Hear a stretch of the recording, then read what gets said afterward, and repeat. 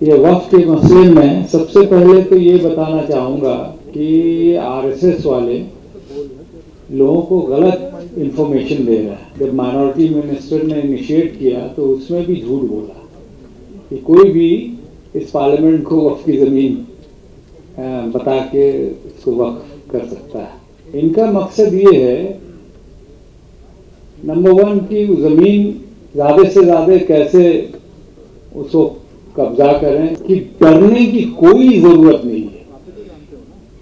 आप जितना डरेंगे उतना ही वो डराने की कोशिश करेंगे और जितना मुकाबला कीजिएगा उतना ही वो पीछे जाएगा। दिल्ली में हजारों एकड़ ऐसे हैं जो कभी दरगाह थे या कब्रिस्तानें थी, उसको धीरे धीरे सोसाइटी को बेच दिया गया और वहाँ पे इमारतें खड़ी हैं। उनका एक मकसद है कि जहाँ चाहे वहाँ फसाद करा दें।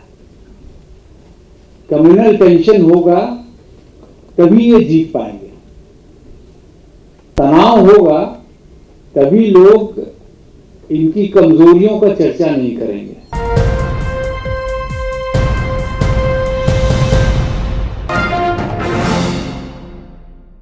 ये वक्फ के मसले में सबसे पहले तो ये बताना चाहूँगा कि आरएसएस वाले लोगों को गलत इन्फॉर्मेशन दे रहा है।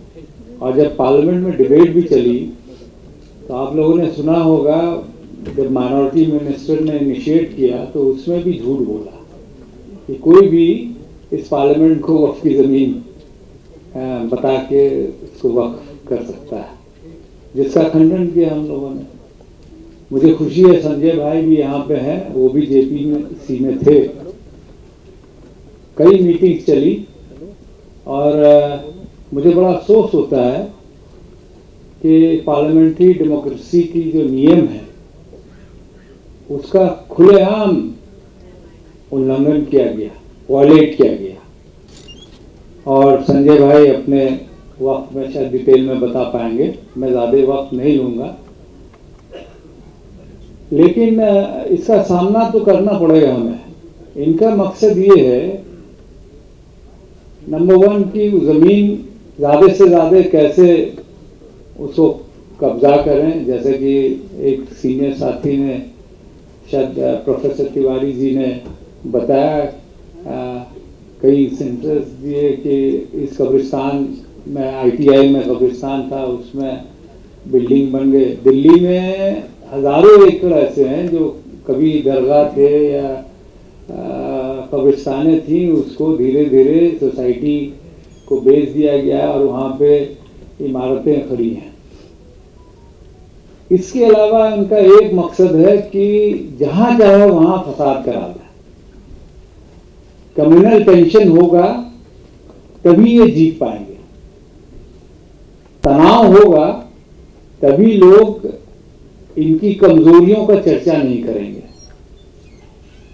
जितनी भी अच्छी बातें होंगी हिंदुस्तान में, अगर ऑपोजिशन का ताल्लुक होगा, वो टीवी पे आपको कभी नहीं दिखेगा। सोशल मीडिया शुक्र है, उसमें अच्छी चीजें भी आ जाती हैं, लेकिन इसके अलावा और कोई सोर्स नहीं है।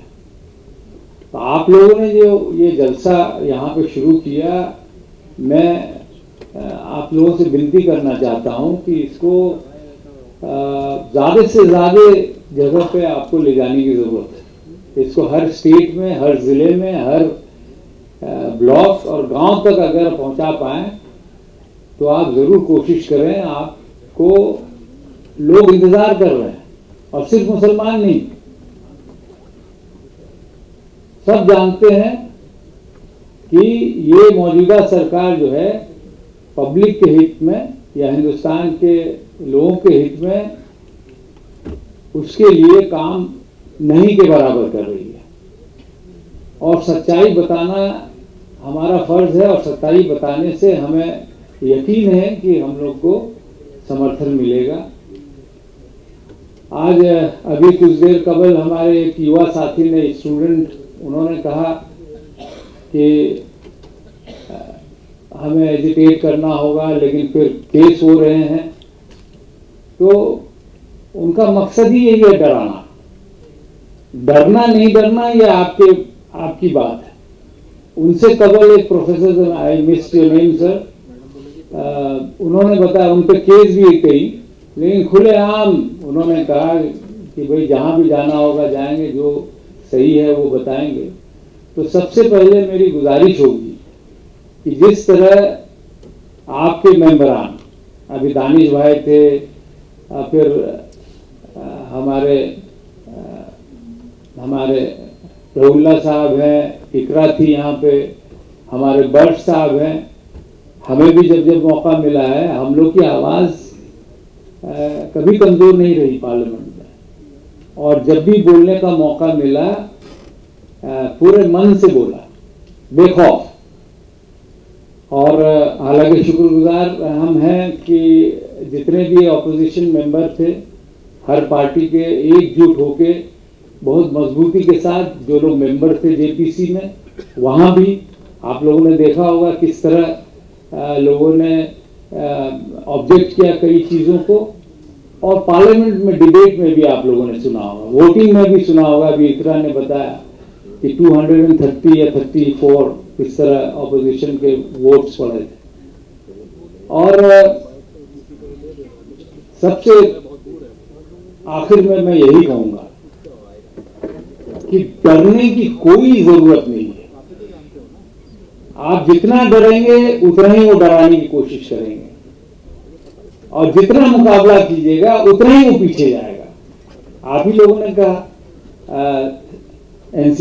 वो सीए के प्रोटेस्ट में घबरा के, एक तो कोविड आ गया, वरना बहुत मैग्नीफाई हो जाता मसला। तो जिस तरह वो प्रोटेस्ट रहा, किसानों का प्रोटेस्ट रहा, उसी तरह हमें भी कानून के दायरे में जमीन पे उतरना होगा और खौफ को अपने दिल से निकालना होगा, तभी ये लोग जाएंगे। बचपन में किताब में हमने पढ़ा था, शायद आप लोगों ने पढ़ा था, उसका नक्शा मुझे याद है। एक जो है छड़ी लेके दिखा रहा, डरा रहा है, और सैकड़ों लोग जो है नीचे घुटनों के बल पे, हाथ जोड़े घुटनों के बल पे थे। लेकिन उनमें से एक खड़ा हुआ, फिर बाद में 5-10 खड़े हो गए, तो धीरे धीरे सब जो घुटने के बल पे थे वो खड़े हो गए, और जो चाबुक लेके खड़ा था वो घुटनों के बल पे आ गया। अब वही चीज उनको दिखाने की जरूरत है, ये सबक है, और उसी को हम लोग को कोशिश करना है। आखिर में मैं फिर अदीप साहब का भी बहुत शुक्रगुजार हूँ, उन्होंने 2-2 मरतबा हमें फ़ोन करके, अभी बिहार में इलेक्शन है तो ज़्यादा वक्त हमारा वहाँ जाएगा। इकरा ने भी बार बार कहा, मशवरा दिया कि वहाँ पे आप लोगों की ज़रूरत पड़ेगी, इशारतन उन्होंने कहा।